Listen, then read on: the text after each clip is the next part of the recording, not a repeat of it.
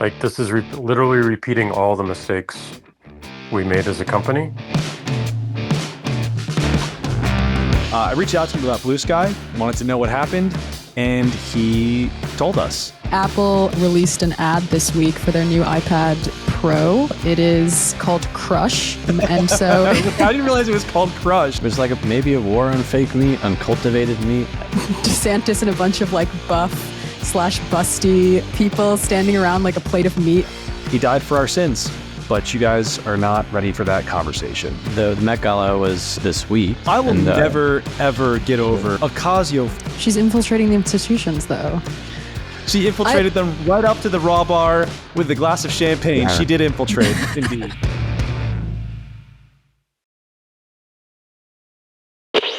What's up, guys? Welcome back to the pod. Right out of the gate, I want to talk about our man, Jack Dorsey. So I followed Jack's work and thinking for years now, since right after Trump, I would say. After Trump wins the election in 2016 or becomes president in 2016, everything changes in terms of social media. The early signs of censorship sort of begin. And I would say like the information war, if you want to call it that, sort of launches at that point. This is where everything starts. It all, of course, sort of concludes around the time of Elon Musk taking over Twitter. But there's a huge story there. And a lot of it has been somewhat untold because Jack doesn't really say much publicly. You know, it's like a tweet here and there. He confirms, an intention here, but it seems to be in conflict, according to most people, with his actions as the CEO of Twitter. So we interviewed him. The first thing that we wanted to talk about, I reached out after he left just recently the board of Bluesky. So famously, Bluesky was supposed to be the alternative to Twitter, a decentralized social media protocol that you could build social media on top of. The stated purpose was to create a world where someone could not be banned from the internet. And again, at the time of its launching, seemed very strange. People found this in conflict with what Jack had done as CEO. I felt the story was more complicated than that, especially by the time that he was speaking before Congress and sort of telling them to their faces that he would never grant them the power to censor and things like this. It was pretty exciting to watch, but again, fairly enigmatic person. I reached out to him about Bluesky, wanted to know what happened, and he told us. So long story short, they just became a sort of left-wing version of Twitter. They were not a decentralized social media protocol. They became more of an app with a company and a board. And once everybody left Twitter, the sort of one group of people left Twitter because they were disaffected by or because they were sort of upset with the Elon free speech brand early on. They went to Bluesky and came with pitchforks demanding moderation, which is the polite way of saying bans of people they don't like. The place devolved into a more censorious in some ways version of Twitter. And that's sort of where our story picked up. Brendan, you edited this with me and Mark and Eric. Well, what was your sort of thought going into it? There was a lot. I mean, it's a really long interview. I think it must be over 3,000 words, if not 4,000. It was actually so long that we couldn't include it in our email. Like we couldn't include the whole thing in our email because email is truncating it. But I don't know. I think the Bluesky story feels, for taking like an ideological brain position on this, it feels pretty embarrassing for the left. And also for Jay Graber, the now CEO of Bluesky, even though Jack was very careful to say that he's on Jay's side still, he completely supports her, but he's just not aligned with the mission as it is. I thought that one of the anecdotes he shared about the first time he was like, this wasn't necessarily in the spirit of the intent of my investment in Bluesky, was when Jay, in response to, I guess, Elon potentially taking over Twitter, got a little bit spooked about the investment and decided that she needed to get VCs attached to Bluesky. She needed to incorporate it as a B Corp. She needed to get stock options issued and all of that stuff. Like, this is literally repeating all the mistakes we made as a company. And this is not a protocol yet that's truly decentralized. It's another app. It's another app that's just kind of following in Twitter's footsteps, but for a different part of the population. So everything that we wanted around decentralization, everything that we wanted in terms of like an open source protocol suddenly became a company with VCs and a board. And that's not what I wanted. That's not what I intended to help create. On the other hand, I got this anonymous Brazilian guy who's doing Nostr. There's no board. It's not even a company. I don't know who this guy is. And that's what I really want to do. Around the same time, I found Nostr, which has, we don't know who the leader is, Fiat Jeff. Like, he's this anonymous Brazilian. It has no board. It has no company behind it. It has no funding. It is a truly open protocol. It's the development environment is moving fast, and I gave a bunch of money to him. And little by, day by day, I learned that this was actually the path, and it emerged from something that was not Twitter driven. It was a reaction to Twitter's failures, and I thought that was right as well. Like, that's what I should help, and that's what I should support. And I just decided to delete my account on Bluesky and really focus on Nostr and funding that to the best of my ability. And asked to get off the board as well, because I don't think a protocol needs a board or wants a board. And if it has a board, it's not the thing that I wanted to help build or wanted to help fund at the time. So I thought that was a really interesting anecdote. Just that the fact that it seemed to have gone bad from the start in a way, after which people began flocking to Bluesky, because it was not the Twitter. So that whole saga was super interesting and compelling to read about.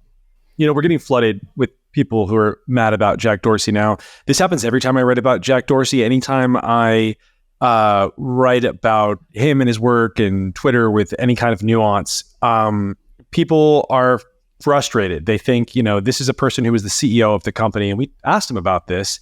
I think that for me, the most interesting thing there's the Bluesky thing. While it's definitely news to sort of understand just the degree to which Jack is completely broken off and why, and the fact they've sort of failed ideologically. In fact, they're sort of the opposite of what they set out to become. All that's news. To me, the more interesting thing was the insight into who he was and who his core team was at Twitter, even before Elon, right? So these were people who internally already were looking at the landscape. They were saying, this is fucked. The censorship is wrong. Jack publicly, and I had talked about this because I'd found it confusing. Again, very few, he has almost no interviews expounding on this, but he made a tweet about the Trump banning in, that would have been 2020, or was it 2021, January 2021. So he tweets, this is the right move for Twitter, the company, but it's wrong for the world. This is bad. This is a bad thing to do. And that is your sort of one of your early hints at how he was thinking about this. And then he just sort of broke it down for me. You have a situation where once you accept advertising revenue as your model and you're a publicly traded company, you are a hostage. You have a huge brand like Disney, for example, get mad about something that you're doing, something that you're not censoring. Then it was the president of the United States. And you're at risk of losing, 80% of your revenue or something overnight. Your stock price plummets, your employees leave, and at that point, you're at risk of a hostile takeover, which actually, attempts have been made in Twitter's past. One in particular, which he referenced. This is sort of what you're at risk of suddenly. So it's not so easy as principle. The way that you free yourself from this dynamic is by going private, which he had really hoped for a while. He wanted Elon on his board for a while. He and Elon had talked then about this sort of high level problem that the company was facing. He was super in favor. Jack was super in favor of Elon taking the company private. Well, I had tried to get Elon on the board for some time. Like, he obviously loves Twitter, and I've always loved how he used it, because he used it in a very pure form. And he would, be extremely expressive on it. So I tried to get him on the board twice before, but the board ultimately said no both times, which also, again, was one of the reasons I left the second time that happened. When our activists came in, like, I offered to step down as CEO, and the board wanted to go a different direction. And at that point, like, because I didn't want to be on a board with an activist. I didn't want to run a company like that. Like, it's just Wall Street mess. It's not creative. It's diminishing. And the board said no, but at that point, I'm like, okay, but, like, I have to plan an exit at this point. It's not going to be right now, but it has to be over the next 2 years because I just don't want to live this way. In this way, still Elon is gone to his head. I mean, he's losing tons of money from the advertisers who have really abandoned him because he's refusing to censor en masse, like all sorts of political dissidents on the right. But it's a private company. There's no risk on the stock side. The employees working there don't care, and they're gonna try now and find new revenue streams, which Jack was himself sort of on the path to trying before Elon's takeover. It's just that when you're doing this stuff in public, for a publicly traded company, it's much harder. You have to work much slower, and there's this risk always of a hostile takeover from a rogue board member or something. He talks about the conflict internally with his own board. He talks about the conflict with his sales team. I had no idea how much influence the sales team had over product and also things like what we call moderation policies. And it was just a mess. And altogether, it sort of looks like it's a mess that on a long enough time horizon takes down every social media company with a centralized sort of vector for attack, let's say. If you're a centralized social media company, then a country can petition you for some sort of action for any number of reasons. And in the US, that's sort of the frame that we usually have. That is somewhat limited, though still a problem. And Jack kind of sheds light on, all of the different attempts that his team made to keep the government at bay. We saw through the Twitter files where they really failed, and they definitely did. But we didn't see, the scope of what the government really wanted from Twitter, which was rebuffed. That becomes much more difficult abroad, where you don't have the robust defense of free speech that America has. And so, everywhere from India to Brazil, whatever, these places are going to shut down these companies if they don't do really draconian censorship acts. And he kind of framed something for us where it really does just seem like this form of social media, this global, centralized, pseudo-free, but not really speech thing, it has to end. It's sort of reaching its expiration date. The only hope that we have is some sort of decentralized protocol.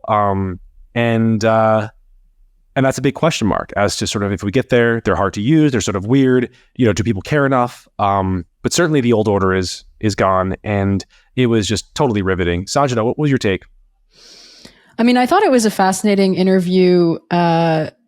In terms of what we've been talking about, the question I always have with decentralized protocols, which Jack kind of alludes to in his comments, is it seems like you really have to fight against profitability incentives to get these protocols off the ground, because he says at one point, Twitter is making significantly less now that they've kind of moved away from this ad forward revenue model.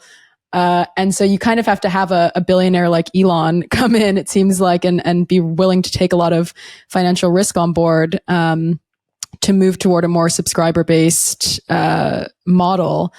And it kind of, I guess the sort of open question is, how do you get corporations? I mean, I guess you have to sort of abandon the corporate model, it seems like, because one of the reasons Bluesky seems to fail is because actually it was a Twitter surrogate, right? That was kind of tanked because of its proximity to Twitter, its ideological associations with Twitter.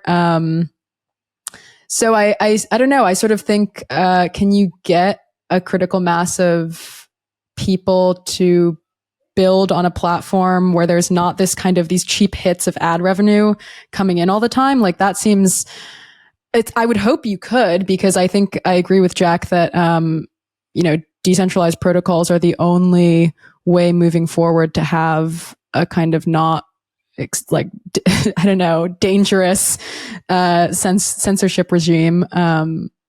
But I'm not sure if that's possible. He comes at this from a Bitcoin perspective as well. And there, it's a little more obvious. There's a much more powerful financial incentive for people to get involved in it and to build on it and, to buy and sell in it and to just buy some, if that's, the extent of how you want to involve yourself in decentralized technology, you just buy a little bit of Bitcoin, that's fine too. And there's still some sort of economic gain there potentially for you. It's a little bit tighter in the world of media a lot tighter in the world of media. And at least now, we haven't seen something on that side that can really make a ton of money for people. And so I think, one of the more interesting things about Bluesky was just that he launched it within Twitter in the first place. Let's just take his ambition, which was to create, really, this would have been a decentralized layer of speech where all of our sort of identities live, your username and all of your content, whatever. This is the unbreakable, uncensorable, decentralized, it exists in the internet. You'd have to delete the internet to get rid of it. There's no point of failure. That's the critical layer, owned by nobody, like Bitcoin. Okay. On top of that, Twitter would be pulling from that layer as much or as little as it wants. So Twitter as an app now that lives on top of this layer can censor and moderate whatever. And, Twitter would have fought to be the best possible version, the best possible app on top of that layer, but it would not be a point of attack. The governments of the world could not come after them, and they themselves would never have the power to, for example, eliminate a president from speaking. But what was always interesting about that to me was it sort of seemed to be this strange answer to the innovator's dilemma, which is this idea that's very popular in tech where big, huge legacy companies sort of fail to pick up on new important technologies because they would undermine the company's sort of core business. It's like a lot of these huge companies understand how cool and exciting and important new technologies are. They even maybe pursue them a little bit, but at the end of the day, they're just not incentivized to drive themselves into something that is a fundamentally new technology that would replace its original, reason for being. And Jack, I've never seen anybody do it the way that he did. To sort of embrace this and even talk about this was really crazy because it would have really undermined his own power and reduced the power and influence of Twitter itself.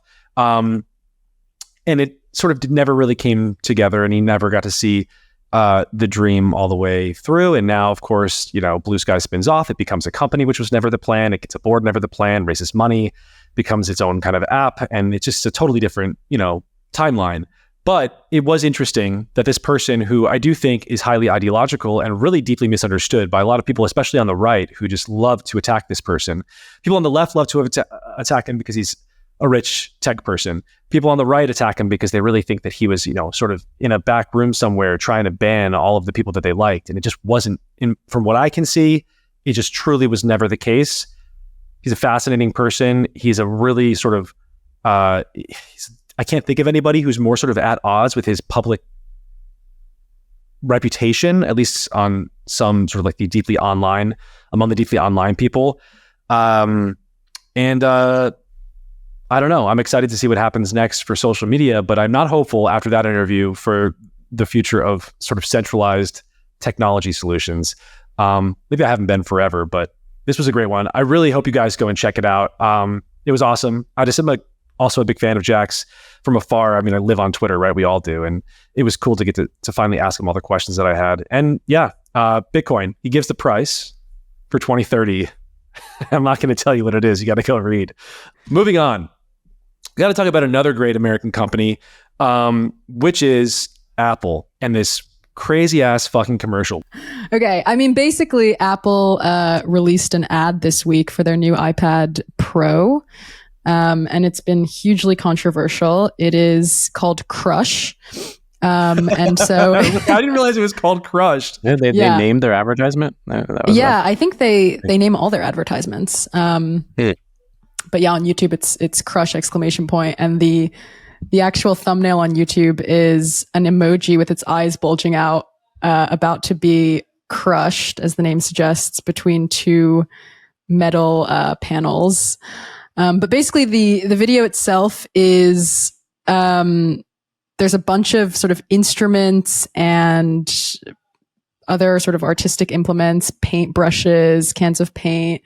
There's a harp at one point that are all being... It was like a Renaissance sort of scene. You know, it's something like Leonardo da Vinci's bedroom or something is what it looked like. Yeah, his workshop. I mean, there's like a bust of, Renaissance sort of bust of a human head. And they're all being crushed by this sort of metal, I don't know what you would call it, like a metal hydraulic press. A hydraulic press, okay. While this woman with an accent that I couldn't quite determine, she didn't quite sound American, narrates sort of the new features of the iPad Pro. And so this has been hugely controversial. I know we say that all the time, but by that standard, it means by our standards, that means it's generated a bunch of angry articles in the mainstream tech press and even a lot of blowback on Twitter among, I guess, people who would otherwise sort of align themselves on against. their side. Yeah. TechCrunch ran an article called Apple's Crush ad is disgusting, where Wait, did you read the last line, Sanji? Of the article? Did you get through the article? Yeah. If that feature doesn't disgust you, you're welcome to it. Yeah. I mean, it's just like a wholesale take out of the ad. So basically the thrust of this article is, what the author says is the things being crushed here represent the material, the tangible, the real, and the real has value that Apple clearly believes it can crush into yet another Black Mirror. This belief is disgusting to me and apparently to many others as well. And then it ends with this line about, Apple is telling you what it is and what it wants the future to be very clearly. If that future doesn't disgust you, you're welcome to it. And then there was a piece in Vanity Fair about how Hugh Grant is mad about the ad, apparently. So. I saw a bunch of Japanese tweets where people were very they were expressing hurt. We found it was like a hurtful ad, which was interesting to me. I definitely saw, it was totally negative. I think that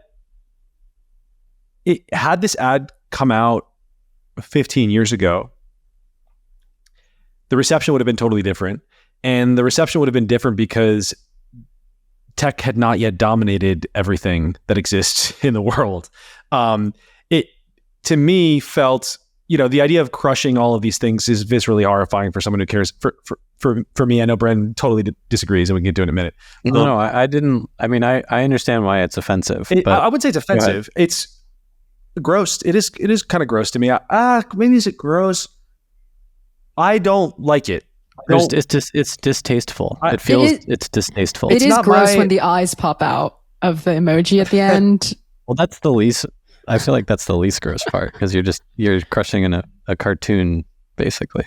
I care about art and I care about music and I care about, knowledge. I think that actually the digital, we've written about this a lot, published about this, spoken about this. I think digital information has a lot of pitfalls that we didn't even really understand until recently.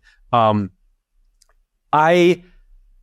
don't want to live in a world where everyone's just living on their phone and stuff like this.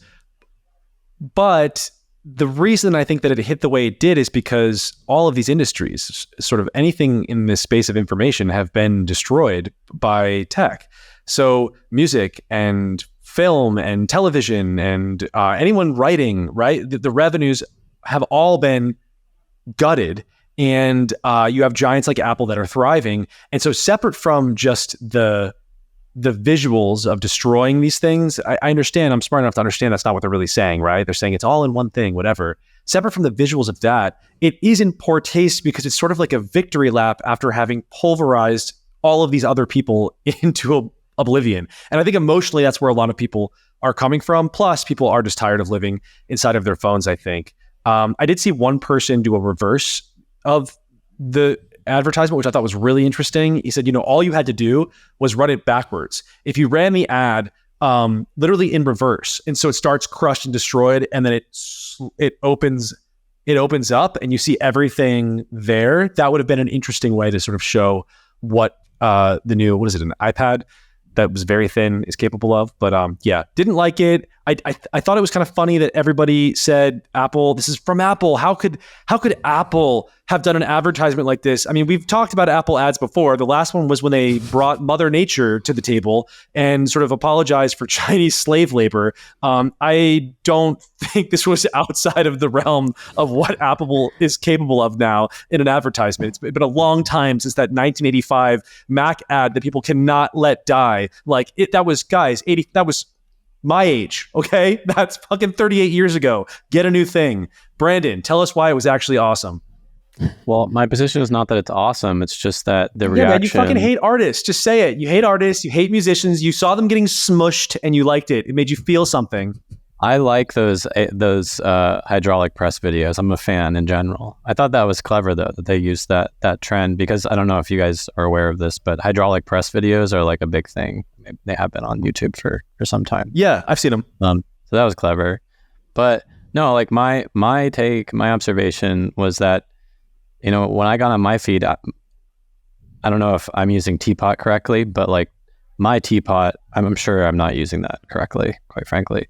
But my part of Twitter is like filled with a bunch of EACC bios and other tech people because I work for PirateWares, right? And like all of them are coming out being like, this is disgusting, you know? And my thought was like, well, what did you think acceleration looks like? You know, like better woodwinds, right? Like, are we gonna innovate the flute? You're like, no, what's gonna happen is actually it's all going to be digitized in some way, and AI is going to help us. And this is exactly what EACC wants. This is exactly what tech wants. And so I thought it was a little bit rich, maybe even hypocritical for some of these people to be like, this is disgusting. Even though I understand, like I also had a little bit of like an awkward feeling watching that ad. So I totally understand how it's essentially in poor taste, kind of, especially the way that you described it, Mike, where I didn't think of it that way, where you said that it's almost like Apple's taking a victory lap after basically just destroying or compromising these industries. But I just think it's kind of funny to see the reaction among tech Twitter when this is actually what tech Twitter wants. Yeah, like you want to build an AI god.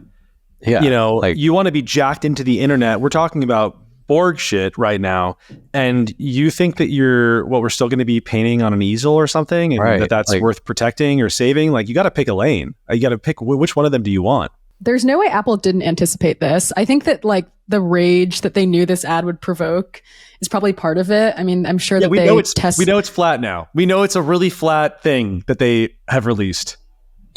And we know they released it. Yes, we know they released it was a super successful ad for and sure. It's just like the same. I mean, it's an iPad. I guess it has an M4 chip, which is cool. And the new pencil has extra haptic technology that helps you draw better. I mean, it just seems like, I don't know. I had a negative reaction to it, but now seeing all the like hysterical pushback to it, I'm kind of inclined to just sort of think it's fine. I mean, I have never understood. I think Apple's been trying to push the iPad as like a replacement for all of the tech, all the other tech you have for a while now. And I remember in college, there were kids who like took all their notes on iPads and had the keyboard with the iPad. But it never really seemed to widely catch on as a computer alternative even. And I think a lot of people still don't understand why they would need an iPad if they have an iPhone or another smartphone or something like that. So I can't fault them for trying something provocative and rage baity for their ad. I salute them. That is a good point. It is clearly, you're right, it's clearly intentionally provocative. It's not, in a way it is, you know, they are taking a risk in the vein of the 85 or was it 84 ad. You know, it was a risk. It just maybe didn't land the way they thought, but you're right. Like maybe it did land the way that they thought. In any case, one thing we're not talking about anymore was the Vision Pro goggles or whatever they are. Like that's, I would say, conversation successfully shifted. Well done.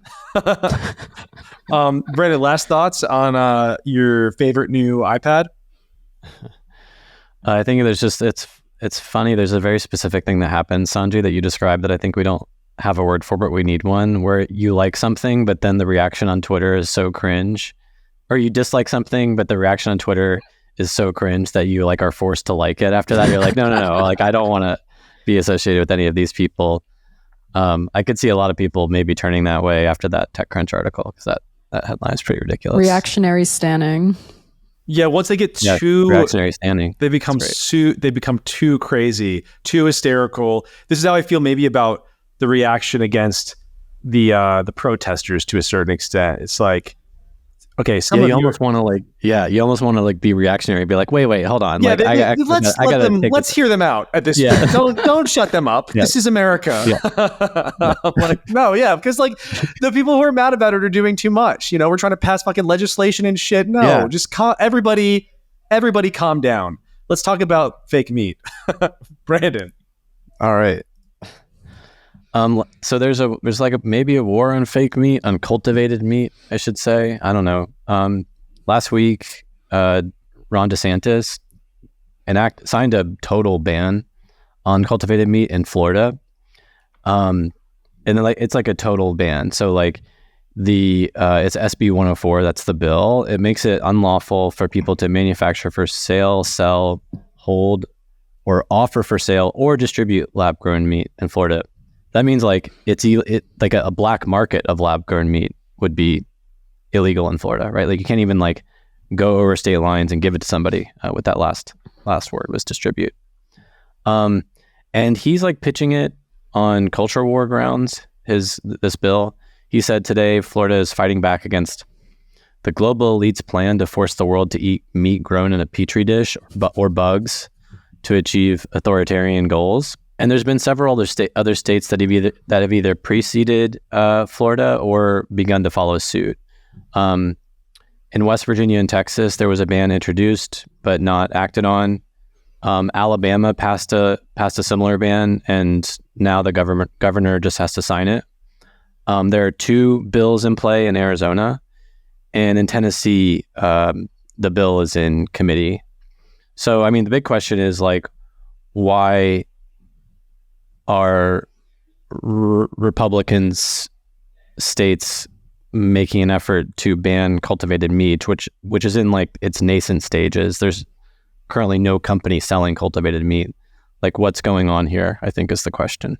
We've reported a bit about this long before, I think months ago at this point, before DeSantis signed the bill, when there was still an opportunity to do something about it. And nobody really cared about it. Nobody said much about it online. We published it. It was sort of, hey, this is pretty crazy that they're going to ban cultivated meat, and then silence. After it's signed and it's too late, of course, everybody freaks out. And I find that a little bit frustrating from tech. This is the problem maybe in tech is when it comes to politics, it's like just this total blindedness to what is going on politically. And it's really, I guess, it comes from disinterest, just a refusal maybe to even engage publicly at all until it's too late. And then anger, fury, how could people be so stupid? And it's like, well, rather than now we're seeing some crazy idea to build X, Y, and Z strategy to, push notifications to people and tell them how the world is, which way the world is voting or whatever. Just vote. Just maybe participate in government slightly and be aware of what's going on and get people involved and also spend money, because what it really looks like is a massive lobby. I mean, the beef and agriculture is very important to America. It's very important to the Republicans.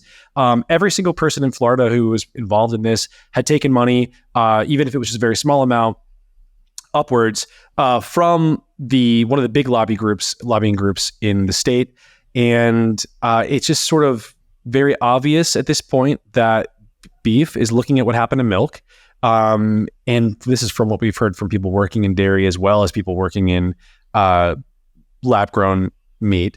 The beef people sort of looked at that and they said, that can't happen to us. We cannot allow some sort of fake product to take over that would destroy the business. And so they're using the government to try and stop it from happening, which is that's a tale as old as time.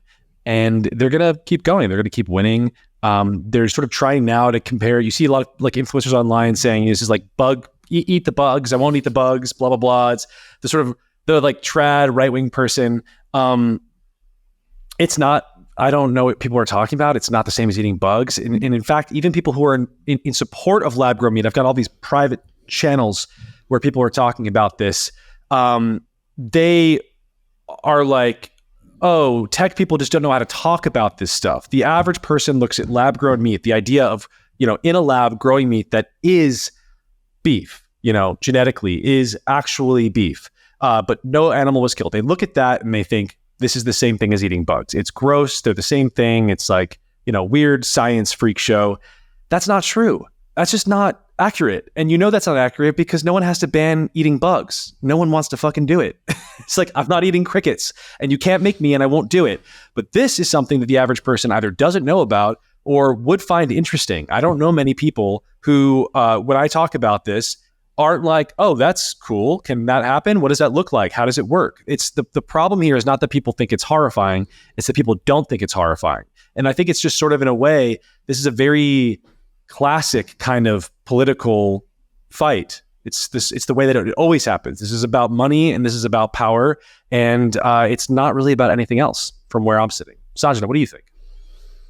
I mean, to your point about the average person not really having strong preconceived ideas about lab grown meat, it's interesting to me that DeSantis used this like I won't eat the bugs, I won't live in the pod kind of meme language in his press release about it, because to me that just underscores, obviously there's a huge lobbying effort behind this bill, but it underscores how out of touch the bill is with like general public opinion. I mean, to use this kind of niche meme language in this very sweeping legislation is weird to me.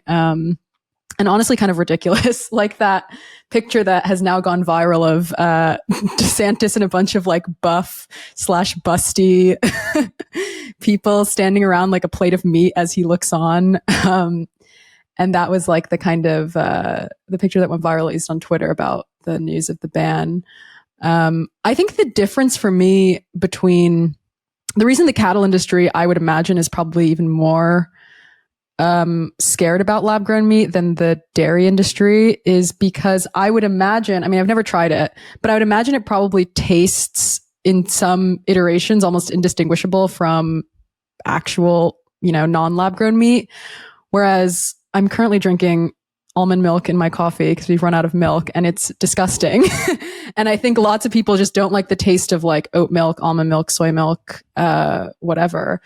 And so I do think this represents a much more like credible existential threat to the cattle industry. Than, you look at this and you can see easily a world where nobody will ever eat meat again.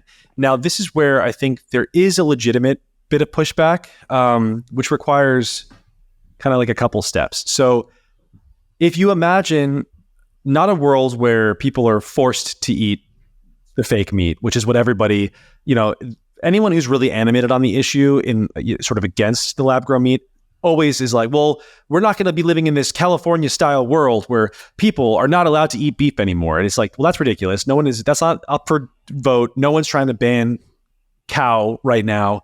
What I think is more likely is that this becomes, or at least possible, is that this becomes so successful that everybody actually opts into it instead. Right now it's too expensive to produce, but if you can figure that piece out, then everybody's eating this. It's, genetically identical to regular beef.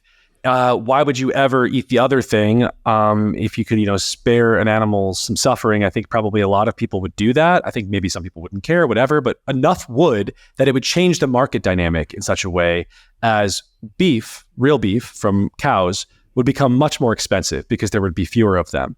And so if you're living in that kind of world where suddenly beef is, 10 times as expensive, then in a way, the market sort of forces you into the fake product.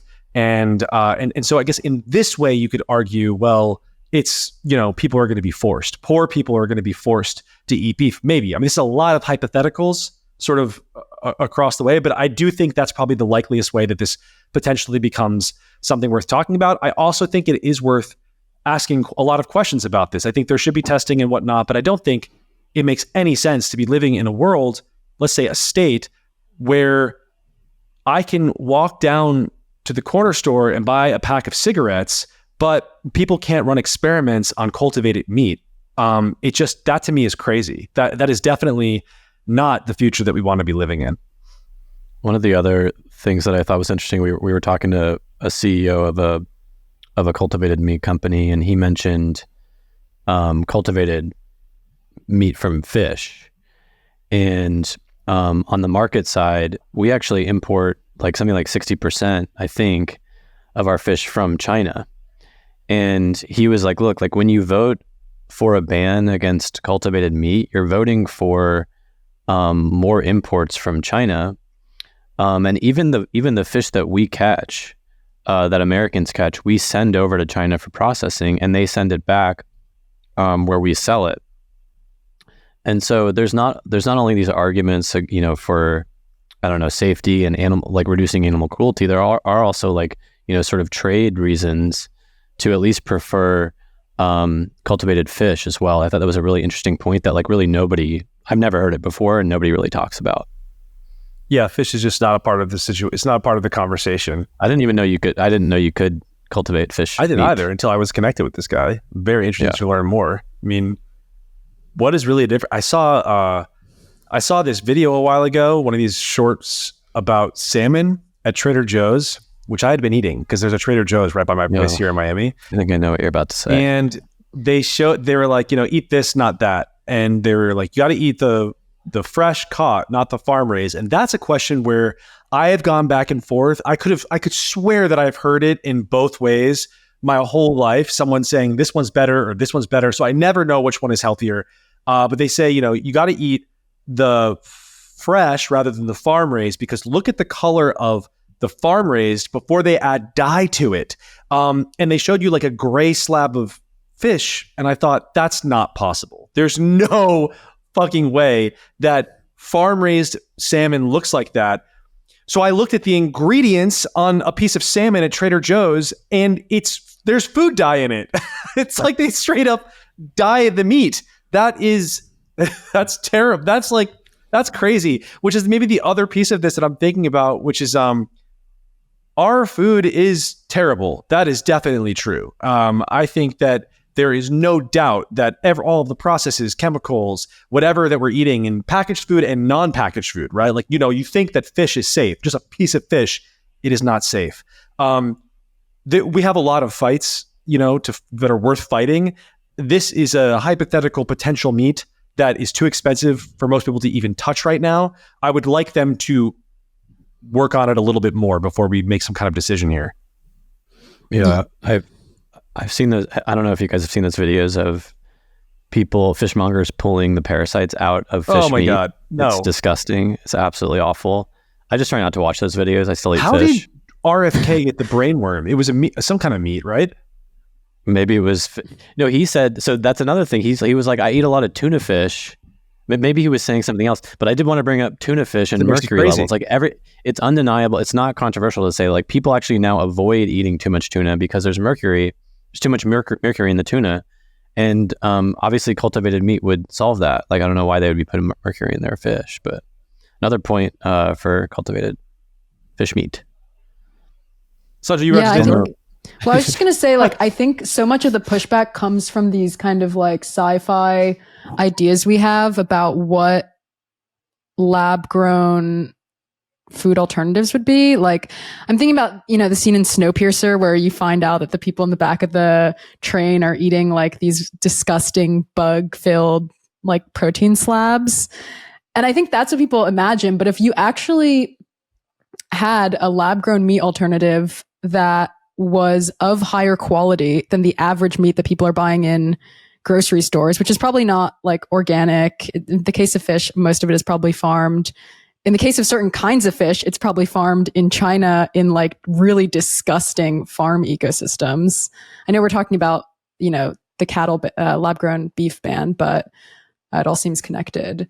You're actually talking about something that for the average consumer would probably like really increase the quality of product they're consuming. So yeah, it's just total hypocrisy.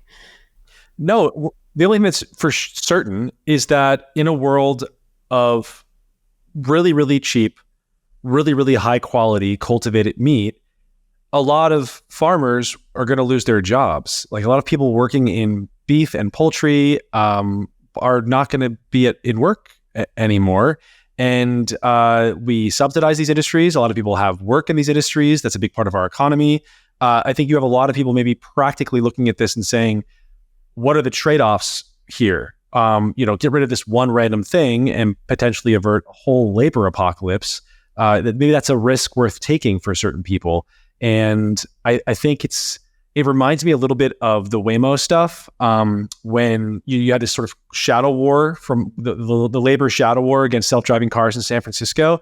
And it's weird. They feel like they have to kind of hide behind all of these different reasons that the self-driving car shouldn't exist. And it's very obvious why they're actually mad about it. It's just like, we don't want to lose our jobs. And I think if you said that actually would resonate with people. Most people aren't libertarians. So like, that's an argument that I think people can get their heads around. And that would work here as well. I think people, if you just actually spoke with them honestly in that way, it would be a very different conversation, but politicians are not capable of speaking honestly. So probably we'll have to keep talking about how unhealthy this phantom, currently, like for the most part, imaginary meat is for the next however long it takes them to ban it in, I guess, every right-wing state first. And then, eventually left-wing states, they love to ban really anything technologically progressive. So I don't know, unless, tech people band together and do everything they can to stop it. And I guess also, if it doesn't happen here, it's going to happen somewhere, right? Once people are doing this in China, or Japan or something, and you can get this really high-quality product, I think once it happens anywhere in the world, it'll be very hard to keep it from America. Let's see. Speaking of huge, terrifying tech criminals, we got to talk about SBF, and the fact that apparently everyone who he screwed was going to be fine. Sanjana. Yeah. Basically, this was an announcement that came out, I think earlier this week, where the bankruptcy lawyers who have now taken over FTX are going to be paying back everyone who lost money when the cryptocurrency exchange collapsed. They're going to be paying them back the amount they had plus, I think, 18% interest or something like that. Although the amount they're getting back is going to be based on November 2022 crypto prices, which are significantly lower than they are now. But, it is... This is actually, I think they've accrued even an excess of money than what was needed to pay people back in general. Like they've recouped billions and billions of dollars.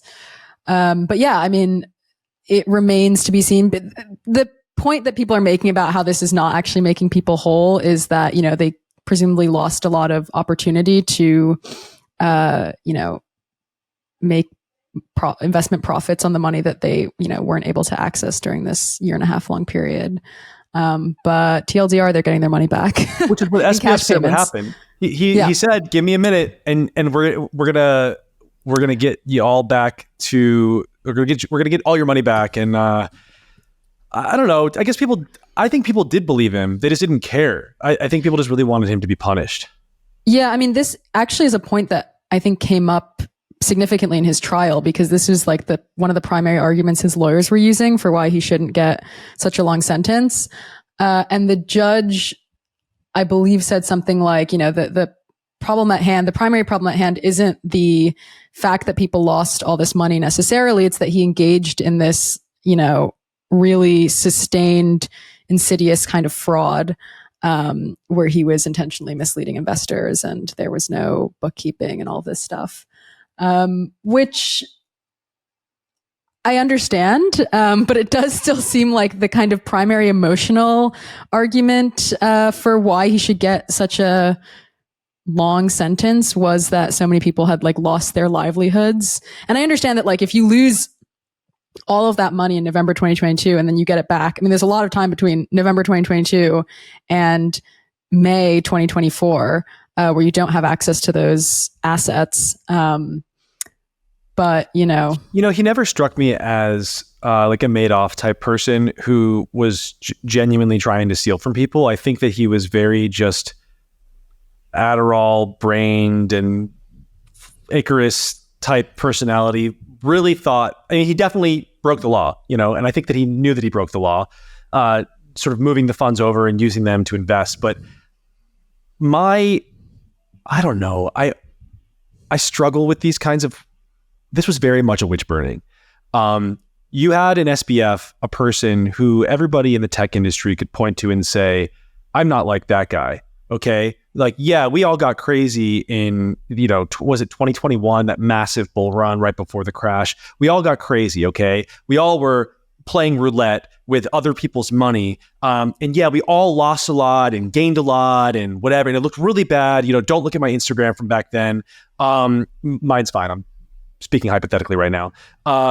But we're not SBF. That's a fucking criminal. Get him. He should be in jail forever. And you could see like the bloodlust with which not random ass people on Twitter were speaking, but investors, people in the industry who were saying that.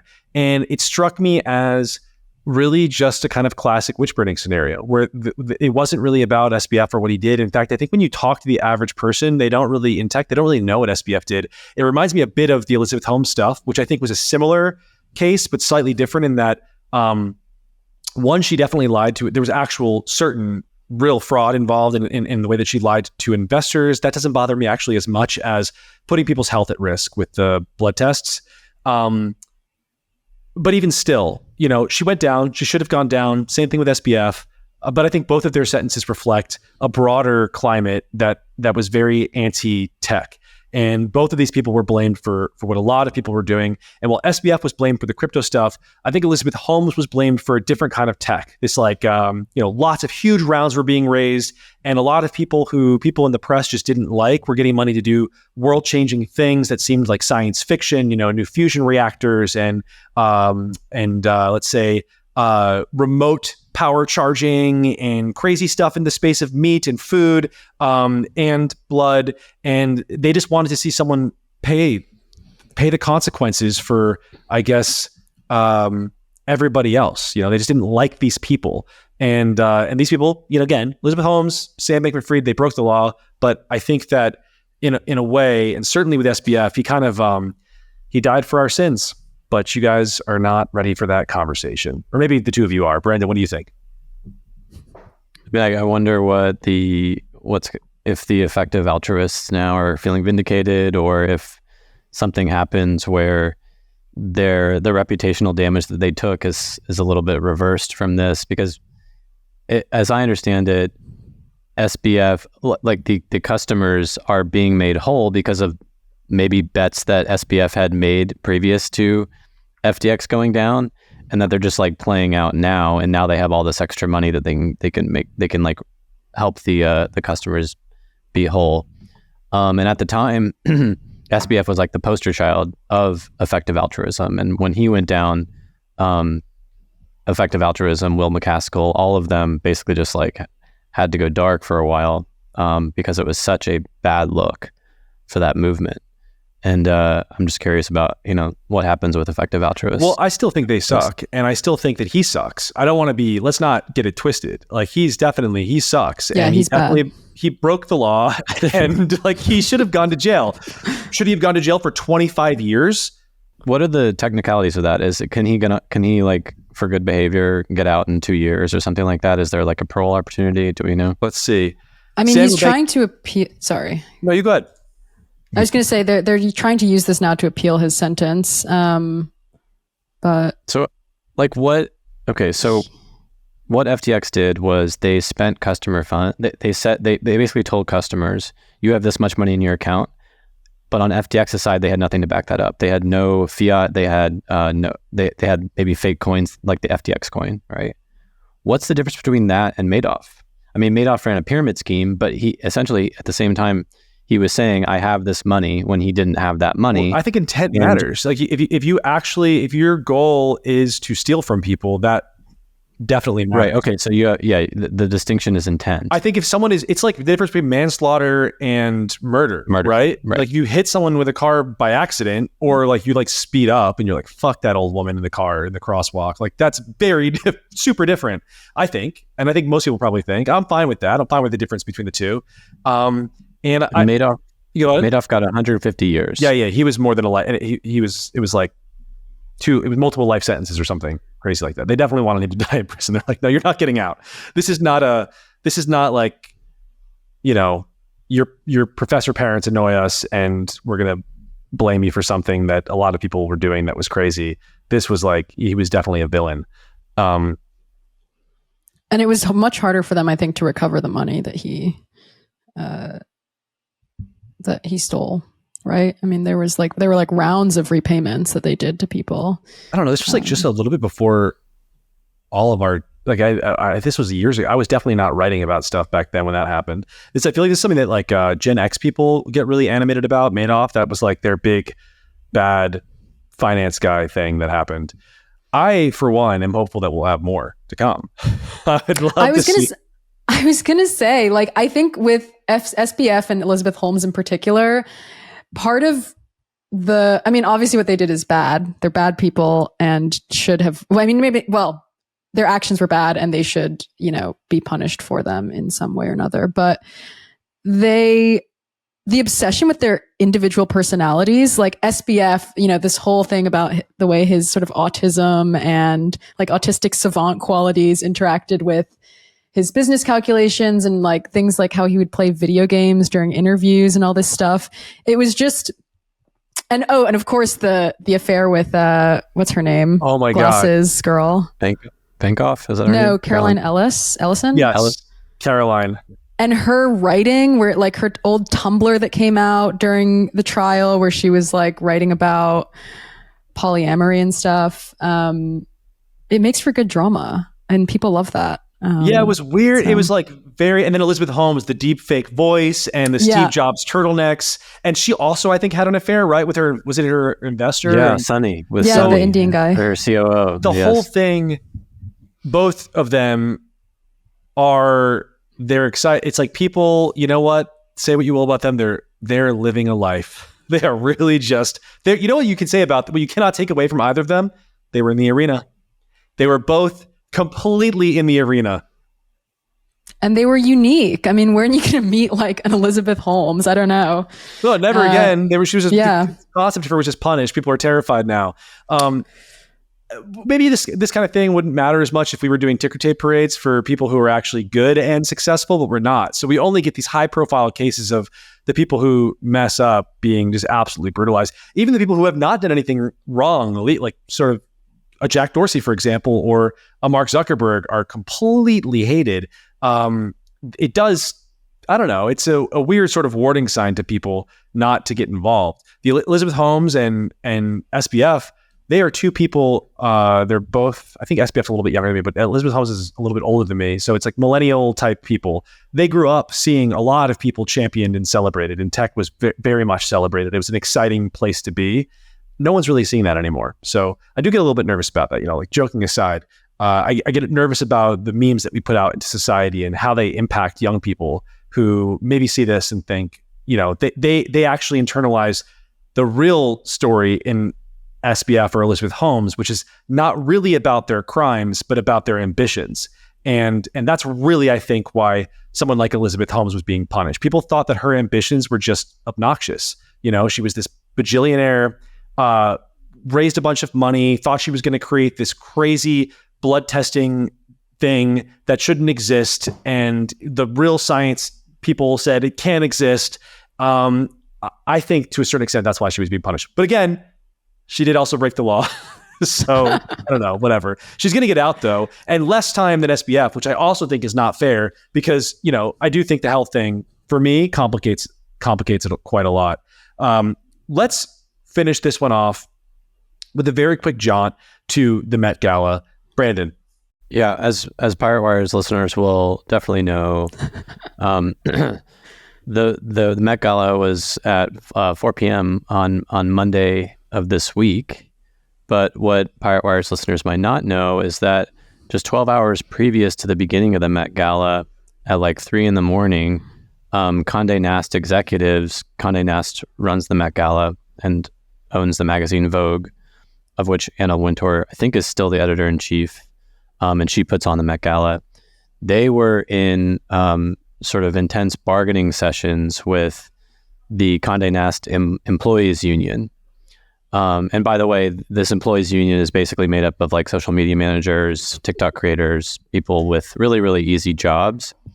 And they had been, the union had been threatening to disrupt the Met Gala if they could not come to an agreement before the event had begun. I had a take on this in the Daily, and this is worth discussing very briefly, like Solana said, just because, given the gala's history of giving our, most narcissistic celebrities a platform for virtue signaling, whatever current thing like that is left-leaning and deranged. Like I'll just remind everybody, like AOC's Tax the Rich dress, Cara Delevingne, who I don't even know who that is. Like a model actress who's friends with the Kardashians. Does she have a unibrow? Just famous popular? Thick brows, right? Thick eyebrows, yeah. Thick eyebrows. She wore like some overalls that said "Peg the Patriarchy" once to the Met Gala. Megan Rapinoe, like, I hate her so much. She not because of what she carried. She brought a clutch that said like "In Gay We Trust" to the Met Gala. Anyways, like the celebrities make all these, current thing political statements at the gala.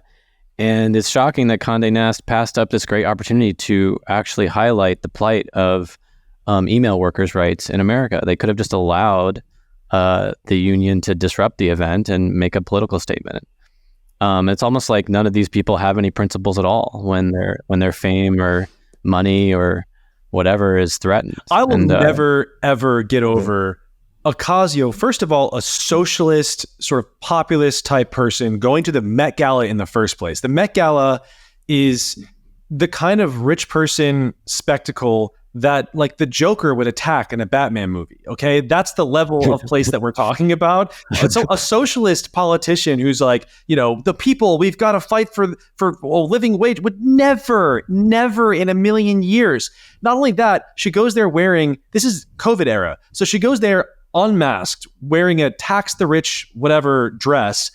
It's being carried by her little slaves in masks, okay, behind her. And that is just, why on earth she would give us that image, and by us, I mean the people who love to hate her, that image, like, it's just too good. And I think it's, I think that someone like her is maybe just surrounded by people who love her so much that she doesn't realize how earnestly people don't like her. And so she was just oblivious to the fact that the optics there are, of course, reality, which is that she is not the proletariat, she's the bourgeoisie. She's infiltrating the institutions, though. She's trying to change them from within. She said, yeah. She infiltrated them right up to the raw bar with a glass of champagne. Yeah. She did infiltrate, indeed. Congratulations, Ocasio.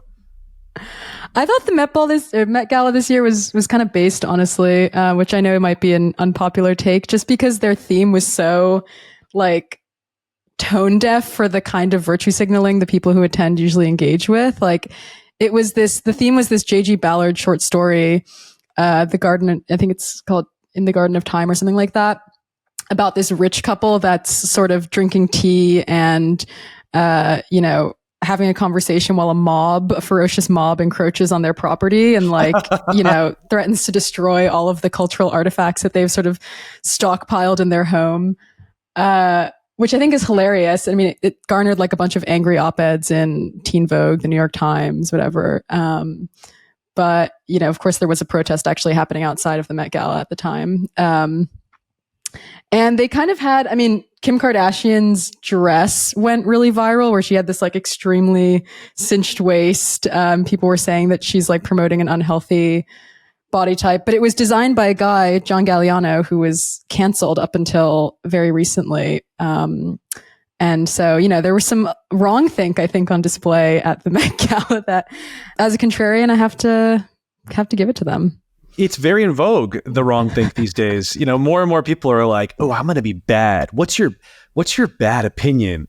And while I love it, I do wish we could have seen a little more of that during COVID, when we were the closest we ever were in any of our lifetimes to real ass authoritarianism. No one wanted to be bad then. When you had like Matt Iglesias talking about forced holding people down and jabbing them with vaccines, like the world was very different. But these days it's like, ooh, are you controversial? Let's be a little bit controversial. Whatever. Good for us, I guess. It is better than the other thing. You know what, guys? It's been real. Love y'all. See you next week. Go read the Jack Dorsey piece and catch us on Twitter. Rate, subscribe, review. Tell your friends about the podcast. Later.